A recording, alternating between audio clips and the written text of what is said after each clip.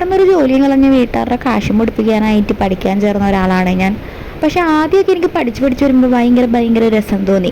Okay, 1.5 മണിക്കൂറുള്ള class ഞാൻ 2-3 മണിക്കൂറൊക്കെ വരെ ഇരിക്കും. ഇപ്പം ഞാൻ 1.5 മണിക്കൂർ തികച്ചിരിക്കാറില്ല ഗൈസ്.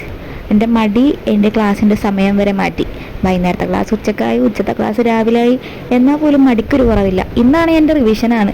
എനിക്കിത് പഠിക്കുന്ന സമയത്ത് ഒരക്ഷരം അറിയാൻ പാടില്ല. അപ്പോൾ ഈ റിവിഷൻ ഞാൻ എന്ത് ചെയ്യും? അപ്പം തന്നെ ഞാൻ കഷ്ടപ്പെട്ട് എങ്ങനെയൊക്കെയാണ് പഠിച്ചത്.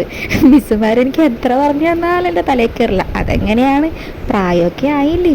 അപ്പോൾ ഞാൻ പഠിക്കാനുള്ള പേരിൽ ഒരു ലാപ്ടോപ്പ് നന്നാക്കി എടുത്തത്, ആ ലാപ്ടോപ്പ് അവിടെ നിന്ന് പൊടി പിടിക്കുകയല്ല കഴിഞ്ഞ് ഒരു ഗുണം ഉണ്ടായില്ല. ഭയങ്കര പ്രാക്ടീസ് ചെയ്യണം, അവിടെ മാത്രം പഠിക്കണത് പോരാന്നൊക്കെ പറഞ്ഞാണ് ഇത് വാങ്ങിയത്. പക്ഷേ എന്താണ്, ഉപയോഗിക്കാതിരുന്നോണ്ടാണ് ലാപ്ടോപ്പിന് പോലും എന്നെ പഠിക്കാൻ സഹായിക്കാൻ മടി. അപ്പോൾ എനിക്ക് മനസ്സിലായി എനിക്കിതിനൊരു കഴിവില്ല. അപ്പം നമുക്കിത് അവസാനിപ്പിക്കാമെന്നാണ് ഞാൻ പറയണത്.